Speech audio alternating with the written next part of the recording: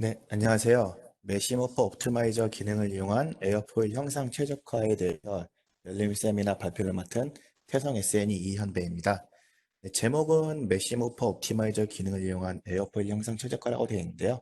대부분의 내용이 이제 메시모퍼 옵티마이저 기능을 어떻게 사용하는지 그 기능에 대해서 설명을 드리도록 하겠고, 다음으로 이제 간략한 2D 에어포일 형상에 대해서 이제 어떤 식으로 형상 최적화를 진행하는지에 대해서 간단한 예제를 통해 알아본 다음에 세미나를 마치도록 하겠습니다. 네, 컨텐츠는 방금 말씀드린 바와 같이 메시모퍼 옵티마이저에 대해서 소개를 드리고, 다음에 이제 널리 알려져 있는 나카 0012 에어포일을 가지고 이제 옵티마이저가 어떻게 프로세스가 어떻게 되는지에 대해서 알아보도록 하겠습니다. 네, 먼저 메시모퍼 옵티마이저입니다. 네, 맥시모퍼 옵티마이저 줄여서 이제 MMO라고 이제 좀 부르도록 하겠습니다. MMO 같은 경우에는 연구 및 설계 단계에서 직면하는 이제 형상 최적화에 활용할 수 있는 기능이 되겠습니다. 그래서 간단한 이 뒤에 예제에서도 보시겠지만 간단한 몇 번의 그 조작만으로 이제 격자를 새로 생성할 필요 없이 형상 최적화가 가능한 기능이 되겠고요. 프로세스 아래쪽에 있는 프로세스를 잠깐만 보시면 최적 형상을 찾기 위해 목표 값을 사용자가 설정해 줍니다. 그런 다음에 요 MMO 기능을 이용해서 플런트를 이용해 최적화 기능을 수행을 하게 되고요. 요 최적화 기능을 수행을 하게 되면은 사용자가 앞에서 설정한 목표의 최저값을 도출하기 위해서 메쉬가 자연스럽게 변형이 됩니다. 우리가 보통 CAD 모델을 사용해서 CAD 모델이 바뀌면은 메쉬를 재구성을 하죠. 이런 처음부터 메쉬가 서페이스 메쉬부터 볼륨 메쉬까지 재구성되는 이런 리메싱이 아니고 메쉬가 자연스럽게 변형이 된 후에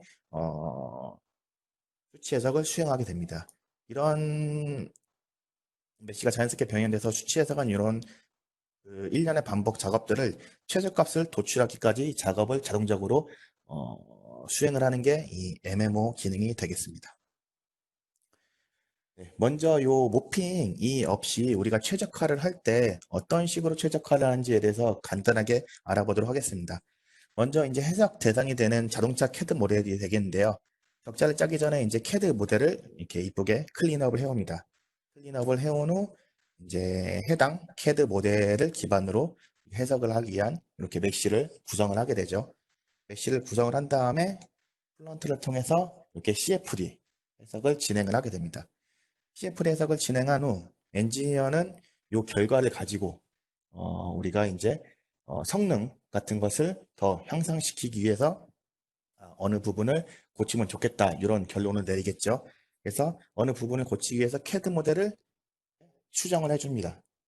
CAD 모델이 수정이 됐기 때문에 우리는 또 메쉬를 다시 재구성을 해줘야 되겠죠. 그 다음에 다시 해석을 진행합니다. 해석을 진행한 후에도 우리가 원하던 성능이 안 나온다거나 이럴 경우에는 요 일련의 작업들을 계속적으로 반복을 해줘야 됩니다. 그래서 우리가 최적의 형상을 얻기 위해서 CAD 모델 생성과 그 다음에 생성된 CAD 모델을 가지고 격자를 생성하고 다시 이런 솔빙 작업을 몇 번을 해야지 이 최적의 형상이 나올지 상상을 하실 수가 없어요. 그래서 적게는 수십 번, 많게는 수백 번까지 이런 작업들이 필요할 수가 있습니다. 하지만 플런트에 모핑 기능을 이용하게 되면은 처음에 해석을 위한 프로토타입 모델, CAD 모델을 구성을 해줍니다. 하나만 만드시면 되고요. 다음으로 이제 CAD 모델을 가지고 격자를 생성해 줍니다. 이 격자도 하나만 만들어 주시면 됩니다. 다음으로 우리가 이제 앞서와 같이 플런트로 해석을 진행을 하게 되겠죠. 해석을 진행한 다음에 그 모핑 기능을 통해서 우리가 이제 어떠한 값을 최적의 값으로 목표 값을 설정한 다음에 이 모핑 기능을 돌리게 되면은 얘가 자동적으로 격자를 변형을 시켜가면서 이제 그 사용자가 입력한 목표 함수의 최적의 값이 나올 수 있도록 형상을 변경합니다. 이렇게 자동적으로 격자를 변형시켜가면서 사용자가 입력한 목표 값의 최적의 값을 찾는 게 이제 메시모퍼 옵티마이저라고 보시면 되겠습니다. 그래서 앞에서 보셨던 요 CAD 모델이나 이런 메쉬 작업을 우리가 수십 번 만드는 작업할 필요가 없이 그냥 하나씩만 만드신 다음에 이렇게 자동적으로 해석을 쭉 진행할 수 있는 게 이제 MMO가 되겠고요. 그래서 MMO의 기능에 대해서 잠시 쭉 말씀드리도록 할 텐데요. 먼저 MMO 같은 경우에는 플런트의 그 위에 리본 탭을 보시면 디자인이라는 리본 탭이 있어요. 이 디자인이나 리본 탭을 클릭을 하시면은 이 오른쪽에 파라미터 베이스드 아래쪽에 이 옵티마이저라는 그 아이콘이 있습니다. 이 옵티마이저라는 아이콘을 클릭하면은 이렇게 오른쪽에 보시는 것과 같이 이제 MMO에 대해서 기능을 설정할 수 있는 창이 나타납니다. 여기서 모든 MMO에 대한 설정을 진행이 가능하시고요. 아까 말씀드렸듯이 이제 자동적으로 형상을 변경시켜가면서 해석을 진행하기 때문에 유동 해석에 대한 내용은 우리가 플런트로 일반적인 유동 해석을 할 때와 같이 그런 뭐 입력 경계 조건의 입력 값들이나 아니면은 무슨 이사나 매수도 이런 것들은 이미 설정이 돼 있어야 됩니다. 그다음에 이제 MMO를 설정을 하시면 되고요. 네, 먼저 그 첫 번째 있는 요 레기온 탭을 보도록 할 텐데요. 요 레기온 탭에서 사용자가 정의할 수 있는 기능은 그 형상을 변형시키기 위한 영역을 지정을 하고 그 다음에 내부적으로 형상 변경을 위한 컨트롤 포인트를 생성하는 게 요 리전 탭에서 이루어진다고 보시면 되겠습니다. 그래서 리전 탭에 보시면 컨트롤 포인트 디스프리뷰션이라는 옵션이 두 가지가 있는데 먼저 요 레귤러를 설정을 하면은 그 컨트롤 포인트가 여기 보시다시피 이런 영역 박스 내에 축과 정렬이 된 형태로 이런 식으로 컨트롤 포인트가 생기는 게 그 레귤러 타입이라고 보시면 되겠습니다. 그 다음에 이 레귤러 타입에서 보시면 업데이트 프롬 존이라는 게 있어요. 그래서 업데이트 프롬 존에서는 사용자가 원하시는 경계 조건을 선택을 하시고 이 바운딩의 디파인을 클릭하시면은 그 경계 조건 크기에 맞게 박스가 자동적으로 생성이 됩니다. 그 상태에서 라지나 리듀스를 클릭하면 박스가 줄어들거나 아니면 다시 커지게 되고요. 그 상태에서 우리가 이제 영역을 디파인할 수가 있고요. 아니면은 요 아래쪽에 보시는 오리진, 디렉션 베터, 사이즈 리전이라는 기능이 있어요. 요 기능을 이용해서 그 생성하기 위한 박스의 중심, 시작점을 선정을 해주시고 그 다음에 디렉션을 설정해 주신 다음에 그 박스의 사이즈를 여기서 입력을 해주시면은 사용자가 입력한 크기에 맞게 영역이 생성이 됩니다.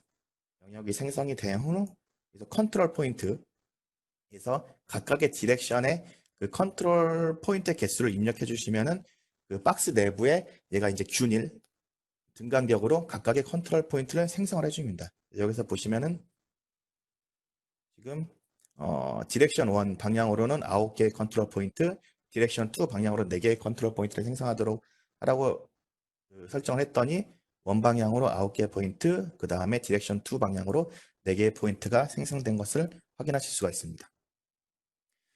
네, 다음으로는 이 언스트럭처들을 선택을 하시면은 이 언스트럭처들은 앞에서 보신 것과 다르게 요 영역 그 형상을 변경하기 위한 영역 박스 내에 컨트롤 포인트가 이제 그 균일하지 않고 불균일하게 분포하는 옵션이라고 생각을 하시면 되겠습니다. 그래서 먼저 영역을 생성하는 옵션은 동일해요. 보시면 앞에서 보셨던 업데이트 프롬 존이나 요 박스를 구성하기 위한 이런 내용들이 앞에와 동일하게 나와 있는 것을 보실 수 있습니다. 하지만 아까 그 레귤러 타입과 다르게 요 컨트롤 포인트를 생성할 수 있는 옵션이 좀 다르게 되는 것을 보실 수가 있는데요. 요 바운더리 컨티뉴티 옵션을 보시면은 그 스무스 트랜지션과 디스플레이 컨트롤 포인트라는 요 옵션 두 개가 있습니다. 그래서 먼저 컨트롤 포인트를 생성하기 전에 요 두 개의 옵션에 대해서 먼저 설명을 드리면 요 스무스 트랜지션 같은 경우에는 이제 격자 변형 영역의 한계와 교차점마다 격자를 부드럽게 변화하기 위해서 제어점을 생성하는 옵션이라고 생각을 하시면 되겠습니다. 그래서 왼쪽이 스무스 트랜지션을 활성화한 그림이고 오른쪽이 스무스 트랜지션을 비활성화한 그림이 되겠는데요. 보시면은 요 컨트롤 포인트 사이에 이렇게 어떠한 조그만한 점들이 생성이 되신 것을 보실 수가 있죠. 이렇게 격자의 변형이 좀 부드럽게 일어날 수 있도록 이게 임의의 위치에 제어점을 생성하는 게 스무스 트랜지션 옵션이 되겠습니다. 그 다음에 디스플레이 컨트롤 옵션은 생성된 컨트롤 포인트를 이런 식으로 그래픽 윈도우에 표현해 주는 게 이제 디스플레이 컨트롤 포인트가 되겠고요. 네, 다음에 이제 그 컨트롤 요 포인트의 디파인 버튼을 누르게 되면은 요 언스트럭처드 모드에 대해서 이 컨트롤 포인트를 생성할 수 있는 창이 열리게 되고요. 왼쪽에 있는 컨트롤 포인트는 그 사용자가 컨트롤 포인트를 생성했을 때 리스트가 되겠습니다. 그래서 컨트롤 포인트의 개수만큼 이 리스트가 생성이 되고요. 그다음에 오른쪽에 보시면은 이 컨트롤 포인트를 생성할 수 있는 툴이 존재하게 되는데요. 마우스 프로브나 아니면은 이 아래쪽에 있는 코디네이트를 통해서 사용자가 임의의 위치에 컨트롤 포인트를 생성을 하실 수가 있습니다. 그래서 보시면 이게 이제 뒤에 이제 그 테스트 모델인 그 에어포일이 되겠는데, 에어포일 표면 이 위에 공간상에 어떠한 컨트롤 포인트가 이렇게 존재하는 것을 보실 수가, 분포하는 것을 보실 수가 있죠. 이런 식으로 사용자가 임의의 위치에 마우스로 찍거나 아니면 좌표를 지정해서 임의의 위치에 컨트롤 포인트를 생성을 하실 수가 있고, 아니면 이 중간에 디스트리뷰트 스로우 아웃 존이라는 기능이 있어요. 그래서 사용자가 만약에 어떤 그 경계 조건을 선택을 하시고 여기에 이제 그 경계 조건 위에 몇 개 정도의 컨트롤 포인트를 생성했다라고 숫자를 입력하시고 디스트리뷰트를 누르시면은 이렇게 경계 조건 위에 컨트롤 포인트들이 생성이 됩니다. 앞서 보신 거와 다르게 그 사용자가 임의의 위치나 아니면 경계면 위에 이렇게 컨트롤 포인트를 생성할 수 있는 게 언스트럭처드 모드라고 보시면 되겠습니다.